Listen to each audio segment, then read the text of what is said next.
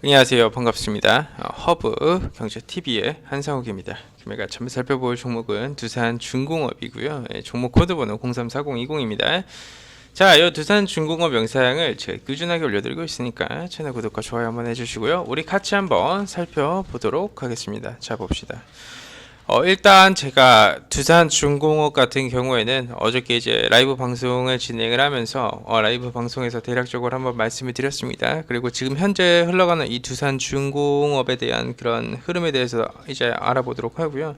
우리가 이제 앞으로 기대해 볼 만한 모멘텀에 대해서도 한번 논해 볼 건데, 사실 두산중공업에서 지금 논해 볼 수 있을 만한 그런 재료 모멘텀은 너무나도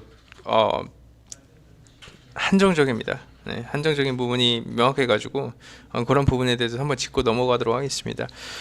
파동의 기술적으로 매매를 할 때 파동의 이론이 있어요. 근데 그런 관점으로 봤었을 때는 사실 어느 정도의 파동의 길이 자체는 조금 다 나와줬다라고 보시면 될 것 같아요. 근데 그것도 이제 작은 파동의 길이는 어느 정도 나와줬다라고 보시면 될 것 같습니다. 제가 이제 영상을 시작을 하기 전부터 한 반년 전이었죠. 이것도 8월달부터였는데 8월달부터 영상을 찍으면서 첫 번째로 말씀드렸었던 말이 하나 있어요. 그게 정확히 어떤 부분이냐면, 우리는 그 뉴딜에 대한 이해도가 있어야 되거든요. 그 뉴딜에 대한 이해도요.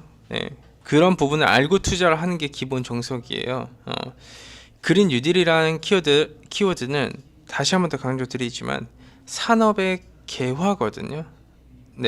하나의 새로운 산업이 이렇게 꽃을 피우는 시기에 있다라는 거예요. 근데 그 꽃을 피우는 시기에서 가시적인 기대감으로 움직여줄 수 있을 만한 파동의 길이는 어느 정도 나와줬고, 실수요를 받아줄 수 있는 종목군들은 탄력 있게 사실 그동안 많이 움직여 와줬습니다. 두산중공업도 근래 들어서 유중 관련된 이슈랑 엮이고 고점에서 사실 들어오신 분들의 입장에서는 상당히 하락폭 자체가 조금 타격이 있으실 수 있는데, 두산중공업이 올라간 시기 자체가 반년 전부터 움직이기 시작을 했어요. 그래서 이론상으로 보든 아니면 현재 움직임을 보든 고점 자체는 만들어지고 움직여주고 있다라는 부분을 명심을 해야 됩니다.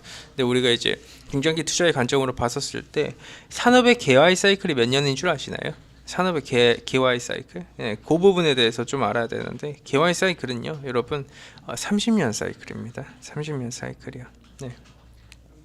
이 30년이라는 사이클이 만들어질 때에는 과연 정확히 어떤 뜻일까요? 30년 동안 위아래 등락폭을 이렇게 만들어주겠지만 결과적으로 이 올라간다라는 키워드는 변함이 없어요. 근데 현재로서 딱 봤었을 때 두산중공업이 지금 가시적인 결과물을 내주고 있지는 않지 않습니까? 가시적인 결과물을 내주지는 않아요. 그냥 어느 정도 이제 기대감이라는 키워드가 사실 있었었고, 풍력이든 가스터빈이든 이런 부분도 어느 정도 가시적인 결과물을 내주려면 최소 이제 내년 정도는 돼야 되잖아요. 그렇죠? 내년 정도는 돼줘야지 어느 정도 결과물이 나와줄 수 있을 거고, 그나마 이제 제일 현실성 있으면서 빠르게 퍼포먼스를 보여줄 수 있는 키워드는 이제 소형 모듈 원전인 SMR이라고 좀 보고 있는데, 이런 부분도 이제 바이든 취임하고 이후에 봐야 되겠죠. 1월 20일입니다. 1월 20일 이후에 이제 미국에서는 돈이 풀려요. 미국에서는 돈이 풀리기 시작을 합니다. 근데 그 돈이 대부분 당연히 이래저래 누군 지원도 해주고 이것도 지원해주고 저것도 지원을 해주는데, 산업 분야의 투자가 될 때에는 뉴딜 쪽에 투자가 엄청 많이 들어가줘요. 그거는 기존 사실화된 부분이고, 그런 기대감 자체가 어느 정도 반영이 됐다라는 거예요. 제가 이렇게 주가가 움직일 때 어떤 부분을 좀 여러분들한테 명심을 하시면서 보라고 말씀을 드렸었냐면, 기대감으로 파동의 길이가 나와주면 그 다음에 그 결과에 대한 파동의 길이가 나와줘야 되고, 그 결과물이 나와줬을 때는 차후에는 그 실적으로 움직이게 되는 그 틀이 나와줄 수 있다라는 거예요. 두산중공업이라는 기업 자체도 어느 정도 기대감이라는 키워드로 이제 펜을 살짝 끄고 기대감이라는 키워드로 이제 움직여주지 않았습니까? 그렇죠? 그리고 이제 이때도 그린 뉴딜이 이슈였고, 이때는 SMR이라는 이슈였었습니다. 지금의 이 주가 밸류에이션 기준점은 SMR이 될 수밖에 없다라는 거예요. 왜 그럴까요? 역사적인 거래대금과 거래량이 터져주면서 올라와준 가격대예요. 이거를 절대로 명심하고, 제가 매번 영상에서 말씀을 드려도 절대로 부족하지 않은 게 이런 이 가격의 기준점과 제로의 모멘텀이 터져주면서 올라가줬을 때 역사적인 거래대금을 터뜨려주면서 올라가준 그 가격대는요, 그 역사적인 기준점이 되는 구간이에요. 예, 그런 기본적인 키워드가 있습니다. 그래서 이제 이게 대부분 뭐 12,000 초반에서 중반 정도 되잖아요. 한 요 정도 가격의 밸류에이션이라고 보시면 될 것 같아요. 그렇기 때문에 지금은 사실 갇혀있는 구간이 맞아요. 어느 정도 파동의 길이도 다 나와줬으면서 팔아먹은 구간도 명확하잖아요. 네, 팔아먹은 구간도 명확해요. 왜냐면 여기서 제가 팔아먹는다라고 이제 어느 정도 이제 언지를 좀 드렸잖아요. 그쵸? 예. 근데 이 부분에서는 어차피 어, 정해진 그 가치가 있어요. 주가 상승을 했었을 때 그 가치를 견인해 줄 수 있는 밸류에이션의 구간. 연기금이 지금 정말 냉정하게 봤었으면 이들이 여기서 물량을 모아가고 여기서 물량을 모아와준 액션 자체가 유상증자를 위한 키워드로 이제 지금 판단이 되고 있고요. 그렇죠? 지금 판단이 되고 있고 차후에 액션이 중요한 상황인데 여기서는 차후에 SMR이라는 이슈가 나와가지고 주가를 땡겨줬었을 때 과연 이 박스권이라고 표현을 해는 17,000원 가격대에서 어떻게 움직여주냐에 따라서 이제는 두산중공업의 포지션이 바뀌어질 수 있다라고 보여지고 있어요. 테마에 대한 기대감이 어느 정도 가시적으로 반영이 됐고 이 파동의 길이가 나아준 이후 조정과 매집을 걸쳐 다시 한 번 더 올리려면 시간적인 부분을 투자를 하는 거는 저는 너무나도 당연하다라고 판단이 되고 있어요. 제가 항상 이제 중장기 투자하시는 분들한테 그 삼성전자를 보여드립니다. 삼성전자라는 종목을 항상 보여드리는데 여러분들 많이 아실 거예요. 그렇죠? 지금 이제 반도체 슈퍼사이클 온다라고 해가지고 거의 뭐 이제 9만 전자도 찍었잖아요. 근데 두산중공업이 예시를 들자면 삼성전자 이렇게 차트를 쭉 당겼습니다. 그렇죠? 이 가치, 주가의 가치 기본점이 있지 않습니까? 가치라는 게 있어요. 주가는 가치가 형성이 되고 그 가치를 끌어올려주기 위한 기간이 필요해요. 몸뚱이가 큰 주식은요, 기본적으로. 그 가치가 예전에 그 10년 박스피 갇혀 있었을 때 그 가치를 아시는 분들은 아실 거예요. 정말 지루했죠. 10년 박스피 코드는 박스 장수였으니까. 근데 어느 정도 가치가 수렴이 되고 결과물이 나와주면서 퍼포먼스를 보여주는 기업은요, 이런 식으로 올라가게 되어 있습니다. 근데 이 등락폭이 어느 정도나 되겠습니까? 등락폭이 예시를 들어서 마이너스 20%, 마이너스 50%, 마이너스 30%이 정도 나와요. 이 정도 나오는 게 사실 정상입니다. 그리고 두산중공업 같은 경우에도 이제 보시면 고점 대비 한 30% 빠졌어요. 고점 대비 한 30% 빠진 20% 정도 빠졌죠. 고점 대비해서 고가 대비 한 20% 정도 빠졌는데 지금부터는 이제 뭐 두산 인프라코 DICC 소송 관련돼서는 제가 이제 저번 영상에서 한번 말씀드렸기 때문에 다시 한번 더 언급을 드릴 필요가 있나 싶기도 하지만 이거 끝나고 말씀드릴게요. 고가 대비 마이너스 뭐 20%에서 한 30% 정도 빠졌어요. 그러면 어느 정도 조정폭의 길이는 나와줬다라고 보시면 돼요. 이 정도 구간에서 뭐 빠져봤자 한 이 정도까지 더 빠지겠죠.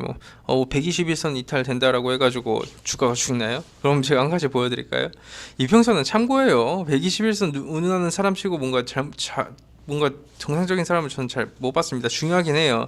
근데 이탈돼도 이런 부분에서 물량 모아서 다시 올리는 경우도 많다라는 거예요. 근데 이제 두산중공업 같은 경우에는 누누이 말씀드렸지만 상당히 똑똑하고 큰 돈이 들어와준 기준점이었고 그 기준점을 만들어준 게 처음에는 뉴딜이었고 그 다음에는 SMR이었습니다. 그래서 제가 똑같은 말을 똑같이 반복할 수 없는 부분도 그래요. 제가 다 아는 이슈를 가지고 논한다라고 하는데 여러분들이 주목을 해야 되는 재료와 주목을 하지 말아야 되는 재료가 있어요. 그렇잖아요. 그 재료의 기준점은 뭘까요? 그 주가 상승을 견인하고 큰 돈이 들어와준 그 가격대를 기점으로 보는 겁니다. 그리고 이런 구간에서 이제 일단 한번 보시면 12,000원 구간까지는 제가 열려 있다라고 말씀을 드렸어요. 이런 가격대까지는 충분히 열려 있다라고 볼 수 있는데 12,000원을 훼손을 하게 된다라고 하면 그때부터는 일단은 보수적인 포지션을 잡고 조금 더 기다릴 필요가 있어요. 제가 한번 영상을 찍을 때 이런 말씀을 드린 적이 있습니다.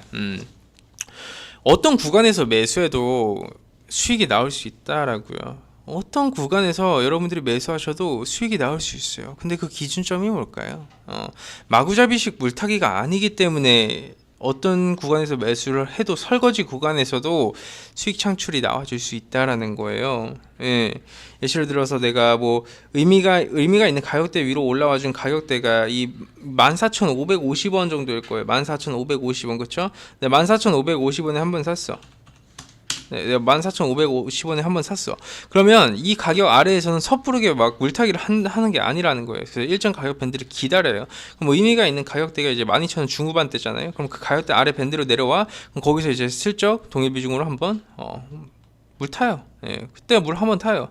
그리고 나서 만약에 이 의미가 있는 가격 밴드를 이탈시키고 여기서 조정 구간에 나와주게 된다. 그러면 추세가 꺾인다라는 부분을 내가 인정해야 돼요. 아무리 좋은 주식도요, 추세가 이탈되면 못 올라가줘요. 바로. 예, 그걸 바로 올라가준다라고 얘기하는 사람은 여러분들의 행복 회로를 돌려주는 사람입니다. 예, 그거는 옳지 못해요. 예, 옳지 못합니다. 그런 행동은. 그렇기 때문에 수주분들도 여기 12,000원 가격대 이탈돼가지고 하방 조정 구간 나와주면, 이게 제가 제일 우려했었던 게 계단식으로 빠진다. 제가 유중 이거 이슈 이후로 계단식으로 빠지는 게 제일 좋지 않다라고 말씀을 드렸어요.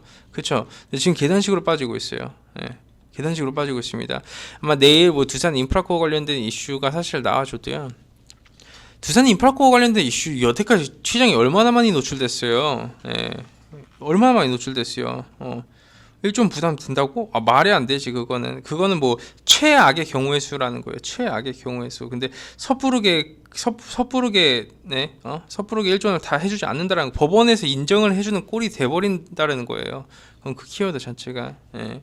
그렇기 때문에 주주분들도 악재가 나와, 조정 구간이 나와, 그러면 차라리 한 타임 나와주는 것도 나아요. 나와주고 나서 아래 꼬리 한번 길게 달아주면 그게 훨씬 더 긍정적이라고 봅니다. 그걸 보고 악재 반영이라고 표현을 하게 되거든요. 그리고 이제 이 부분에서 자리 잡고 여기서 올라가준다. 그렇게 되면 어차피 다시 14,500원에서 14,500원이라는 가격대에서의 공방을 보셔야 돼요, 여러분들도. 왜냐하면 저는 제가 이제 영상을 찍어서 꾸준히 올려드리는 입장에서는 여기서는 우리가 분석을 하고 트레이딩에 들어갈 수 있는데, 여기서는 대응의 영역이에요. 대응의 영역은 결국 뭐냐면 이 유상증자 받으시는 분의 기준점도 제가 말씀을 드렸어요. 요 가격대 위에서 사신 분들, SMR 이슈 나오고 나서 조정 구간에서 매수하신 분들은 글쎄요, 좀 다 스윙 관점으로 보시는 게 맞다라고도 이제 많이 언급을 드렸었는데, 뭐 그건 중요하진 않고, 예, 일단은 그렇습니다. 만약 하방으로 조정 구간에 내려와 준다, 그럼 12,000원 구간에서의 공방을 또 봐야 되는데, 12,000원 구간에서의 공방이 나와줬는데 잘 지켜주고 물량을 흡수해요. 그럼 121선 깨요. 121선 깨면 이평선 매매하는 사람들 손절해요. 네, 손절합니다. 그런 사람들. 근데 그런 매물을 받아 먹어주는 줄을 봐야 된다라는 거예요. 그 매물을 받아서 먹어준다? 그러면 121선 회복하면서 올라와줘요. 어떤 종목처럼 올라와주는지 아십니까, 여러분? SK케미칼처럼 올라와줘요. 예. 61선 이탈된다고 손절한 사람 많았습니다. 돈이 들어와준 그런 기준점 기준으로 봤었을 때 손절하고 바로 회복해주면서 주가 땡기면서 이렇게 자리 잡고 한 타임 올려줘요. 왜냐하면 본인들도 손절매 물량 받은 거 처리해야 돼요. 네, 처리해야 되기 때문에 그런 거예요. 네. 여러분들이 유상증자를 받았어요. 신주권 받았어요. 물량도 많은데 그걸 섣부르게 그냥 수익으로 주겠냐고요. 섣부르게 그냥 수익으로 주겠냐고요. 아니지. 얘네들도 분명히 장난질을 칠 거란 말이에요. 그런 부분에 대한 우리도 좀 인지를 하고 있어야 되고요. 그럼 여기서 만약에 뭐 악재가 해소가 돼가지고 양봉을 만들어준다? 그럼 다시 한번 말씀드리지만 14,550원에서의 공방 체크한 다음에 공방에서 이기는 모습, 그리고 물량을 가져가는 모습을 명확하게 체크를 하면 여기서 비중 태워가지고 올라갈 때 당연히 수익을 챙기고 나와야 되겠죠. 아니면 여기서 만약에 공방에서 물량 모아가고 올라가게 된다면 이때부터는 다시 가져가도 되는 구간이라고 저는 보고 있습니다. 왜냐하면 새로운 그런 바닥을 형성을 해주고 개인 물량까지 받아내면서 올라가주는 그런 구간이니까. 근데 만약에 여기서 12,000원 구간을 이탈시키면서 내려와준다? 추세 이탈을 인정하고 기다려야 됩니다. 얼마까지 기다려야 될까요? 이 가격의 밴드까지는 기다려야 된다라는 거예요. 저희가 이제 주력주 매수했었을 때 들어갔었던 그런 가격의 타점인데요. 근데 요런 가격 구간까지는 한 타임 더 기다려 주셔야 돼요. 기다려 주는 게 맞아요. 그 기준점 또 뭘까요? 바닥에서 역사적인 거래대금과 거래량을 터뜨려 주면서 물량을 모아 가졌었던 이 캔들을 기준점으로 잡아줍니다. 뉴딜 이슈였잖아요. 그쵸? 네. 그렇기 때문에 두산중공업 주주분들 대응의 영역에서 여러분들이 스트레스 받고 힘들어 하시고 그러신다라고 해서 전혀 그 주가에 여러분들이 영향을 줄 수 있는 수치는 없어요. 없습니다. 주가가 뭐 내려간다라고 스트레스 받으시지 마시고요. 뭐 이제 소송 관련된 이슈가 있다라고 해가지고 뚫어져라 그렇게 보고만 계시지 마시고요. 왜? 대응의 영역에서는요, 주포가 어떤 식으로 움직이든 내가 어떤 포지션을 잡든 대응이 될 수 있을 만한 그 시나리오와 전략을 가지고 대응하면 되는 거예요. 여러분들은 대응의 전략이 있어요. 왜? 여러분들한테 허브경제 TV가 있잖아요. 그렇기 때문에 주주분들 허브경제 TV 끝까지 시청해 주시면 그래도 이제 책임감을 가지고 영상 계속해서 올려드리도록 하겠습니다. 제가 어저께는 하루 쉬었는데 라이브 방송해가지고 라이브 방송에서 좀 말씀드리느라고 하루 쉬기도 했고요.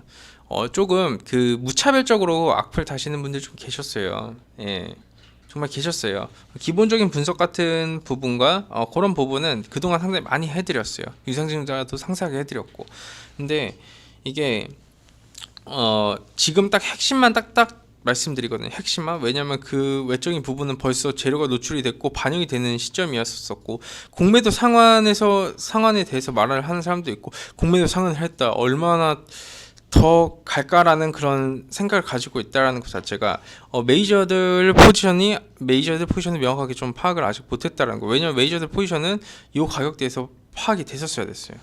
예. 이 고점 부분에서 여기서 다 파악이 됐었어야 됐어요. 예. 예. 오케이. 자, 오늘 뭐 두산중공업 영상 오랜만에 찍어드려서 그냥 조금 길게 한번 해드렸는데 도움이 되셨으면 좋겠습니다. 네, 도움이 되셨으면 좋겠어요. 내가 도움이 안 된다라고 하시면 저는 한 번 더 그래도 시청하시면서 어떤 부분을 키포인트로 잡아야 되지라는 부분에 생각을 한번 해보시는 것도 좋은 행동이라 생각합니다. 그렇기 때문에 많은 사랑 부탁드리고요. 혼자 매매하시기 어려우신 분들 저는 분명히 많으실 거라고 생각해요. 예, 저는 그래요. 저희 허브경제 TV가 이번에 신년 이벤트도 진행하고 있어요.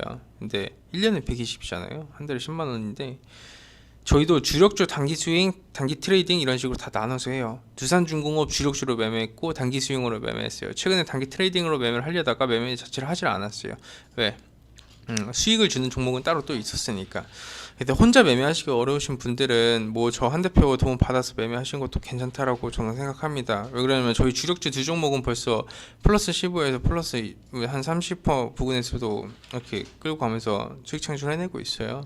저희는 정직하게 꾸준하게 과도한 수익 광고 없이 이렇게 얇고 길게 가자라는 취지로 운영하고 있습니다. 여러분들 혼자 매매하시는 것보다 그래도 어려운 길 훨씬 더 쉽게 갈 수 있는 방식은 있어요. 그리고 저희가 VIP 분들한테 라이브 방송도 주 3, 4회 정도 해드리고 있습니다. 오늘 저녁에도 8시쯤 진행을 할 거예요. 예. 여러분들이 사랑을 해주시고 믿어주시고 시청을 해주시는 만큼 저희는 더 좋은 결과물로만 찾아뵙습니다. 저희 허브경제 TV 홈페이지에 오시고 싶으신 분들은 뭐 이렇게 다음이나 네이버나 이렇게 허브경제 TV 쳐보시면 오실 수 있습니다. 아셨죠? 자, 좋습니다. 오늘 깔끔하게 영상 여기서 마감하도록 하겠습니다. 감사합니다.